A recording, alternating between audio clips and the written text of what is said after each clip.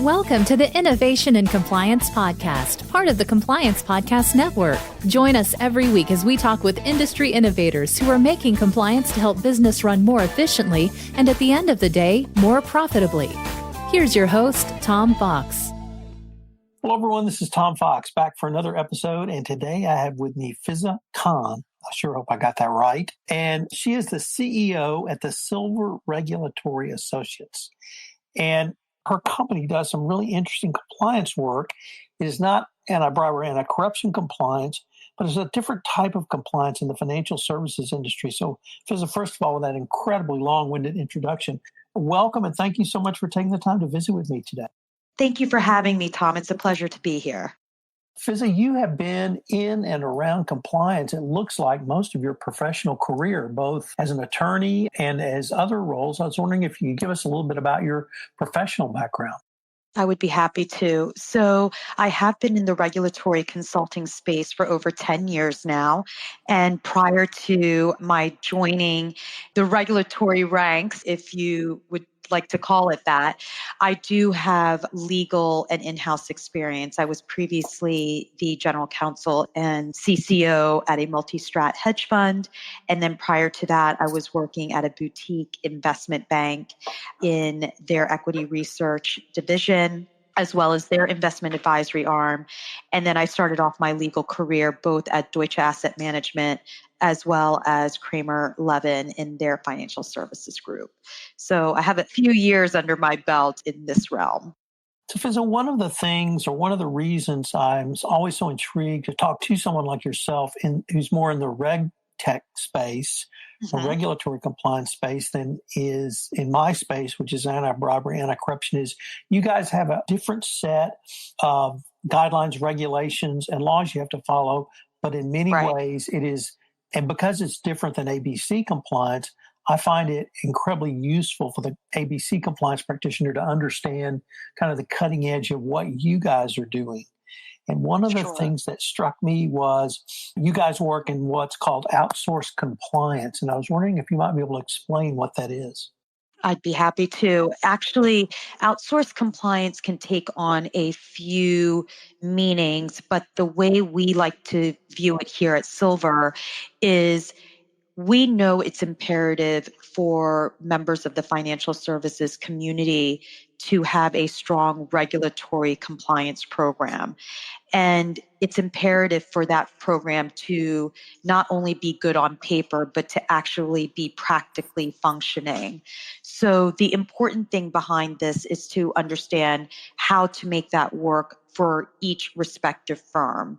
What we do as an outsourced compliance option is to either afford the optionality to integrate into a firm's compliance program, or we ensure that we work alongside with an existing compliance program within an investment firm or a broker-dealer, for example, to ensure that there's an alignment of the client's interests, as well as ensuring that the compliance process is less daunting. So if we take on a matter of being your compliance department or we're working alongside of your compliance team, either way, the idea is to ensure that we are adding value and helping you to create a solid program for your firm. I understand that that is only one of the various service offerings of Silver Regulatory Associates. I was wondering if I could start with what led you to becoming CEO of the company and then telling us a little bit about the services offered by your company. Sure. So I actually had the idea of launching Silver about a year and a half, 2 years ago, when I was a part of a consulting group that became a part of a larger consulting firm that had many practice areas. And while in theory, this is a wonderful way to accelerate a career, it was getting me further away from day-to-day interaction with my clients and ideally learning more about what is happening within the compliance and regulatory space. As a result, I thought that the best way to re-enter the consulting world in this realm and to be a part of my clients' day-to-day activities and advice in helping them get to where they should be was to launch my own firm. And that's when Silver Regulatory Associates was born. So the services that we offer can be fit into a few buckets. One is if you recognize as a financial services firm that you have regulatory obligations or may need regulatory obligations, we have what are called our registration and foundation services. So basically what that means is we'll conduct analyses and ensure that we here at the firm, as well as you as the client, understand what registration requirements you have to make with a specific regulator, and then ultimately what your regulatory obligations are, which then leads us into our maintenance services. Essentially, what can we do to ensure that you are meeting your regulatory obligations? We will build your compliance program. We will integrate that into your day-to-day practical business acumen. And then more importantly, how do we execute on that? And Tom, it's also going back to what you asked earlier, what is outsourced compliance? And this is a good example of us taking it to the next level and recognizing what we can do by way of the heavy lifting, and then ultimately what we can do to ensure that you are meeting your regulatory obligations. Outside of that, we do offer specialty services and assessment services. So what that means is that if there's a particular area, and I know that we're going to get into this momentarily as it relates to a specific strategy, or if there is an area that you know that requires in-depth analysis from a regulatory requirement standpoint, we will conduct that analysis for you. Recently, it's been with respect to crypto and digital assets, and I know that you have a few questions about that. And then we will determine how to fit the square peg into the round hole. The assessment services are one that builds off of that. We conduct these analyses to determine ultimately, are you ready to meet the regulatory requirements of what the regulators are looking for. So if the regulators come in and actually conduct an exam, and are you ready for that? So we offer services such as mock exams and preparedness exams to ensure that you actually know what to do in the event that the regulators come knocking.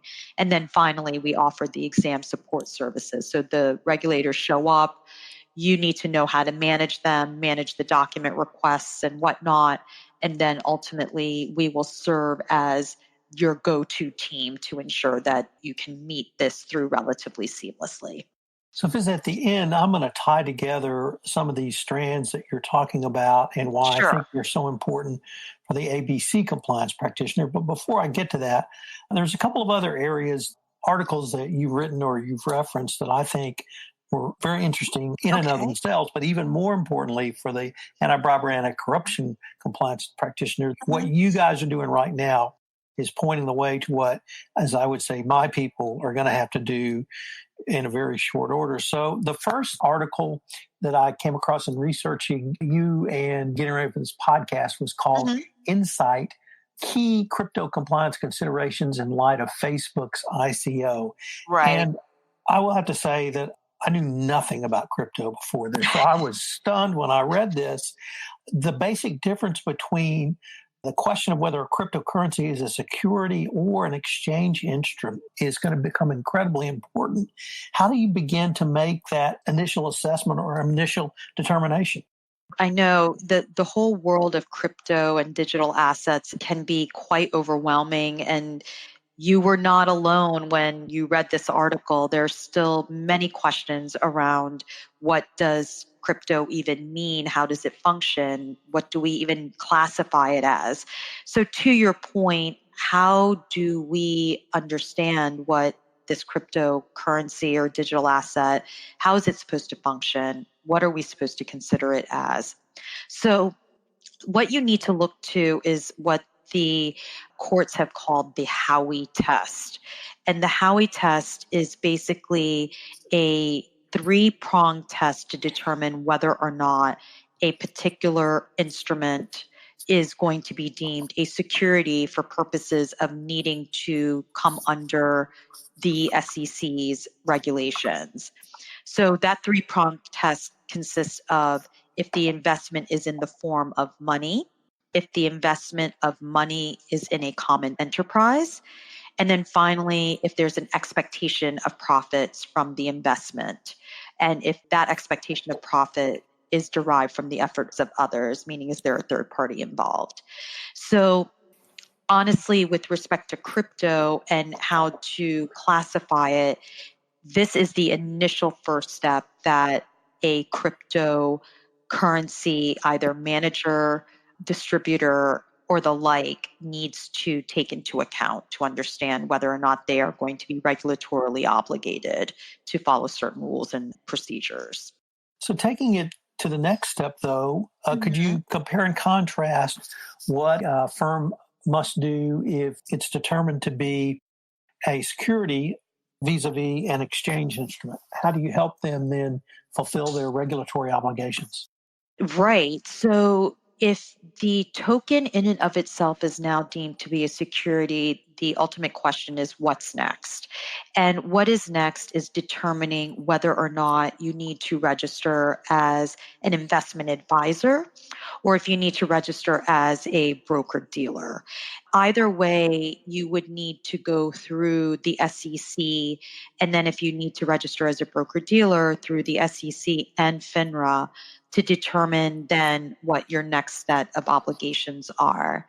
So if you are deemed to be a manager in investing in crypto and that crypto is classified as securities, then you are going to be deemed a registered investment advisor for purposes of regulation. If you're actually in the distribution of or selling of the actual crypto in and of itself, as a broker dealer would with Google or with Amazon, for example, then you would be deemed a broker dealer, and that registration process would also include using FINRA. So these are the steps that you would need to take. And then ultimately, what we would recommend that you do is one, we've identified whether or not you need to be registered. Once that's determined, what are those necessary steps to registration and compliance? As an investment advisor, there are certain steps that need to be taken with the completion of the Form ADV and the development of your policies and procedures. With a broker dealer, there is not only the registration with the SEC on Form BD, but you would need to complete a Form New Membership application with FINRA, which is quite an extensive process, and then ultimately determining how to structure your written supervisory policies and procedures. And then the other steps are ones where you have to now think practically how to integrate these regulatory requirements into the business at hand, whether it's you advising on crypto or you acting as a broker or dealer in the token. So one of the things that regulators in the ABC space continually remind compliance practitioners is that you must engage in ongoing and really continuous monitoring of a wide Correct. variety of issues. Is that true for this area in cryptocurrency as well? It's even more paramount with cryptocurrency because of the guidance that is around crypto as to whether or not it is deemed a security and whether or not it is required upon the manager or the broker dealer to be registered. That level of analysis needs to continue on an ongoing pace. And here's why.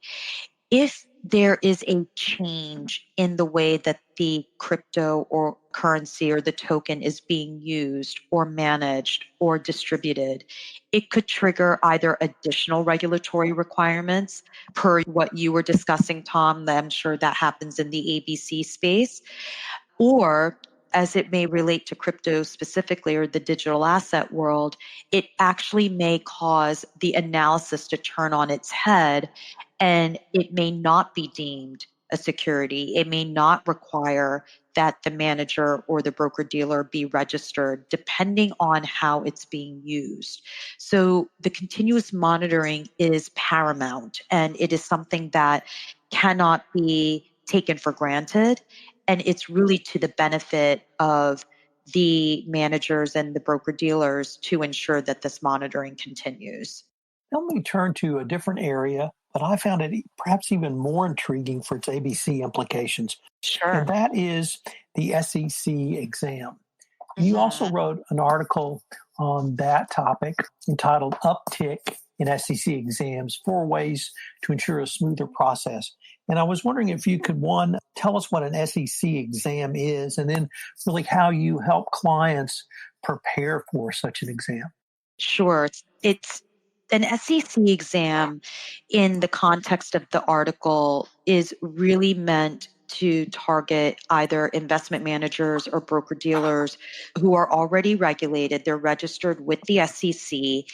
And as being registered with the SEC, they will undergo what's called a routine examination. And that routine examination is really one that is going in, the examiners from the staff are going in to ensure that the compliance program that's in place is adequate and it is meeting the business needs from a regulatory perspective. So they really are coming in to test your program to make sure that you're meeting all of your regulatory obligations and that you're actually practicing what you're preaching. So you don't just have a fancy set of policies and procedures in place, but you're actually executing on them. The way that we at Silver go about ensuring that someone has a smooth exam is to make sure that we're there to support them every step of the way. So from the time that you're notified by the SEC, you get a phone call, you get an email, you get a letter stating that you are subject to a routine examination, we will come in, assess where you are in terms of your program. We will look to what will be an initial document request from the SEC. We will analyze exactly the questions that they have asked and the documents that they're requesting and putting those documents together, and then ultimately supporting you every step of the way throughout the examination process in crafting the responses, reviewing the documents, and then ultimately helping you to interact with the SEC. The reason I thought both of those two topics were not only so exemplary of the services that Silver provides, but also really important for the compliance practitioner, because when I started this podcast, I talked about the differences in some forms of compliance and more reg tech than ABC. But because it's different, you guys have really led the way in different areas. And so the general concepts of ongoing and continuous monitoring that I hope that people like you, as I say, have your people talk to my people, but people in your space talk to people in my space. Right. But the second thing on the SEC examination, the Department of Justice about 18 months ago really began to emphasize the That's right. professionalism, the credentials, and the practical experience of ABC compliance practitioners. And they are looking at that in companies that are in enforcement actions. And the framework you have put together to help companies think through an SEC exam, it seems to me, would help any company prepare its own compliance department, its compliance practitioners, if the regulators came knocking and asked the same or similar questions that the SEC would say. Would that be a fair assessment? That's definitely a fair assessment. And I appreciate the outline that you've provided. It's one that no matter which regulator you are going to be subject to by way of examination, these are key areas that we believe will serve you well, to your earlier point, Tom. So, having the right documents in place, understanding what documents you have, and making sure that they speak to your regulatory obligations, as well as being specifically in line with the requests that are being made of you by the regulator. Obviously, you want to make sure that the documents you provide are representative of not only the diligence and the efficacy of your compliance program, but that it's representative of the firm functioning as a business in a regulated environment. And further to that, there are specific tricks that you can use that will help you present yourself even in a more favorable light. They don't see the day-to-day practicalities behind what it is that you do as a firm to ensure that your clients are getting the best service possible, whether it be as an investment manager or as a broker-dealer, and whatever regulatory realm you may be subject to. The day one presentation is really meant to be able to put your best foot forward and in a factual way. It's not about pitching yourself, but it's about highlighting your strengths within the regulatory space. And in that way, you know that the regulators are going to look to those avenues that you have outlined to ensure that you're actually able to put your money where your mouth is. You actually are doing what you say you are doing. It's natural. So the day one presentation is your way to be able to shine. And finally, with that day one presentation, you're able to then establish and put forth to the regulators how well you have assembled the information, whether it be by way of data protocols or ensuring that your books and records are properly in order. If you do not have these in place, you're going to be scrambling. So I think what you were saying earlier, Tom, is being proactive and ensuring that you have all of these things in order is something that will only be beneficial to you during the time when an examination takes place. Finally, knowing what your questions may be, you're not expected to be perfect. You're not expected to know everything. What you are expected to do is be prepared. And when you're prepared, you naturally will have questions.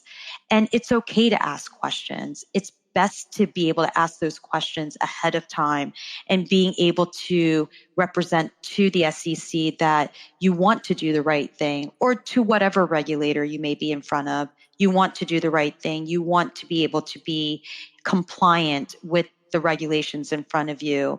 And in so doing, ultimately, that line of questioning will lend itself to you being viewed even more favorably in front of the regulators.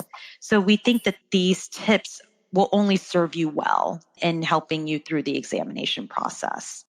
Well, Fizza, unfortunately, we are near the end of our time, but I was wondering if any of our listeners wanted to find out more about Silver or contact you guys, how could they do so? Certainly, we would be happy to provide any information we can. We are welcome to have them visit us on our website, which is silverregulatoryassociates.com. And if they wish to contact me directly, they can email me at fkhan@silverreg.com. And I would be happy to hear from your listeners. Well, Fizza, thank you again for taking the time to visit with me, and I greatly look forward to continuing this conversation. As do I, Tom. Thanks so much for having me. If you're a compliance professional looking for a convenient and effective way to fulfill your continuing education requirements, go to fcpacompliancereport.com/courses and choose from 4 hour-long training packages that will keep you current. That's fcpacompliancereport.com/courses.